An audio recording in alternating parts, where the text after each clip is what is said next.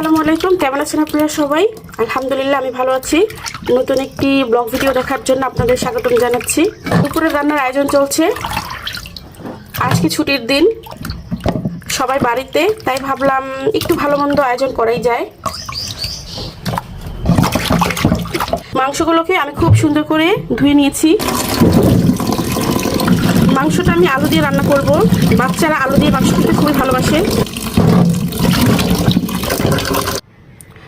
ফ্রিজে কিছু সবজি ছিল, সেগুলোকে কুটে নিয়েছি।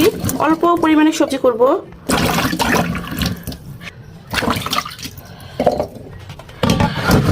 আগে থেকে ডিমটা সেদ্ধ করে নিয়েছি, এখন এটা ছুলে নিব, ভুনা করব। ডিমটা ছিলে নেওয়া হয়ে গিয়েছে। এখানে আমি হাফ কেজি পোলাওয়ের চাল নিয়েছি। পোলাওয়ের চালটাকে সুন্দর করে ধুয়ে ঝরিয়ে রাখবো, তাতে করে পোলাওটা বেশ ভালো ঝরঝরে হয়।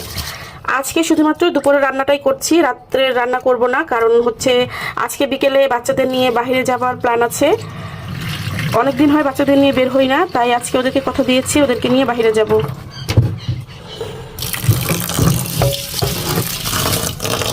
আমাদের বাসা থেকে ঘোরার জায়গা বলতে আশেপাশে অনেক ঘোরার মতো প্লেস আছে।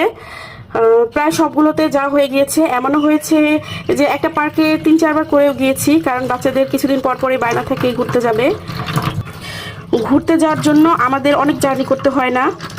বাসা থেকে 30-40 টাকা রিক্সা ভাড়ার দূরত্বেও অনেক ঘোরার প্লেস আছে আমাদের এইখানটাতে।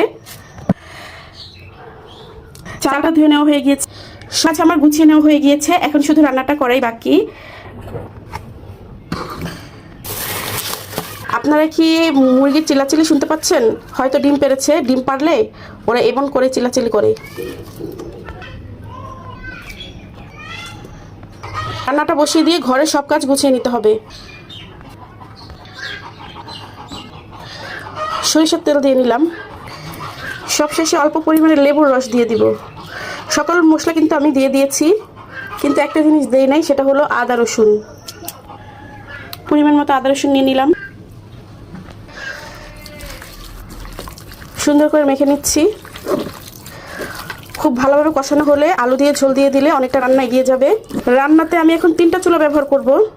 এটা হচ্ছে ইলেকট্রিক চুলা, এটাতে আমি মাংসটা বসিয়ে দিব। আর গ্যাসের চুলা ব্যবহার করব পোলাও আর ডিম ভুনাতে। এরপর ডিম ভুনা হয়ে গেলে সবজিটা করে ফেলবো। ঘন্টা বা 1.5 ঘন্টার মধ্যে রান্নাটা অলমোস্ট হয়ে যাবে। রান্না হয়ে গেলে গোসল নামাজ, এরপর বাচ্চাদের খাইয়ে নিজে খাবো, তারপর ঘুরতে যাওয়ার জন্য রেডি হব।